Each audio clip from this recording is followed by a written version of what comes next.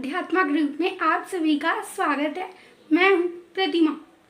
एक बार पार्वती देवी और महादेव हरिद्वार घूम रहे थे। हरिद्वार भ्रमण करते करते पार्वती माता ने देखा कि सभी भक्त गंगा स्नान कर कर बाहर निकल रहे हैं और सभी हर हर गंगे कह रहे हैं। पार्वती जी ने महादेव से कहा, प्रभु ये सब भक्त कितने श्रद्धालु हैं, इन सबके पाप कट गए, पर तो भी इनके मुंह पर उदासी क्यों है? तो भगवान शिव ने कहा कि देवी इनके पाप तो कट गए, लेकिन इनका शरीर पवित्र हुआ है, इनका मन तो पवित्र हुआ ही नहीं। इस पर देवी पार्वती ने कहा, क्यों प्रभु, अब गंगा में सक्षमता नहीं रही लोगों के पाप काटने की। तो पार्वती माता के इस प्रश्न को सुनकर महादेव ने कहा, गंगा तो आज भी सक्षम है, लेकिन जब तक मानव शरीर सक्षम नहीं होगा तब तक उनका अपना पाप कैसे कटेगा? पार्वती देवी ने कहा, मैं कैसे मान लूं कि आप जो कह रहे हैं वो सही है? महादेव ने कहा कि तुम थोड़ी देर प्रतीक्षा करो। थोड़ी देर बाद माँ पार्वती के साथ महादेव एक वृद्ध बुढ़े का रूप ले लिए और एक गहरा गड्ढा खोदकर उसमें जाकर बैठ गए और पार्वती माता सुंदर स्त्री का रूप लेकर गड्ढे के बाहर बैठ गई।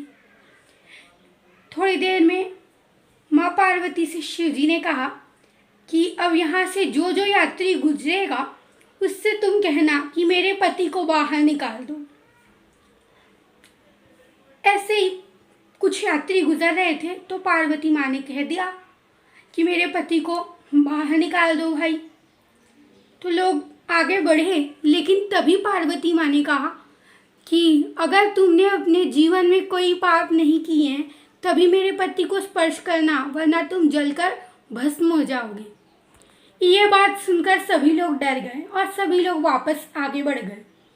ऐसे ही सुबह से शाम बीत गई, लेकिन जो भी भगवान के शिव जी के पास जाता, पार्वती जी बार बार यही बातें कहती कि अगर तुमने अपने जीवन में कोई पाप नहीं किया है तो ही मेरे पति का स्पर्श करना, वरना तुम जलकर भस्म हो जाओगे। किसी ने शिव जी की सहायता नहीं की। सूर्यास्त होने के बाद माता पार्वती ने कहा, इतने जीवों में ऐसा कोई जीव नहीं जो आपकी सहायता करे। गंगा स्नान कर कर निकलने के बाद भी क्या लोगों के मन में पाप नहीं कटा? महादेव ने कहा, अभी थोड़ा समय और रुको पार्वती। इतने में एक 30 वर्षीय युवक 2 घड़े भरकर लेकर जा रहा था। बड़े बड़े घड़े भरकर अपनी गंगा जल लेकर जा रहा था। कितने में पार्वती माता को उसने इस प्रकार रोते हुए देखा। उसने भी पूछा, माँ तुम यहाँ क्यों बैठी हो? तो पार्वती माँ ने कहा, मेरे पति गड्ढे में गिर गए हैं, क्या तुम मेरे पति को बाहर निकाल सकते हो? उसने कहा, ज़रूर निकाल सकता हूँ। गंगा जल नीचे रखते हुए वो झुका और अपने महादेव को निकालने लगा।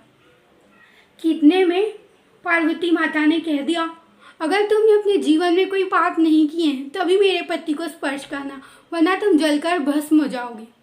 पार्वती माँ की बात सुनते ही वो फिर झुका और उसने झुकते हुए कहा, माँ अभी अभी तो मैं माँ गंगा का स्नान कर कर आया हूँ।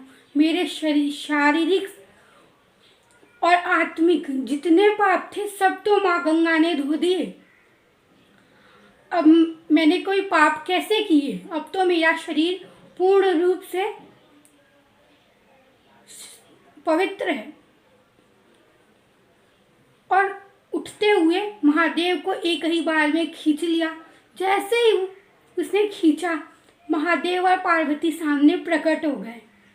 दोनों ने, माँ पार्वती और शिव जी ने उस भक्त को दर्शन दिए, युवक को वरदान दिया और वापस भ्रमण करने लगे।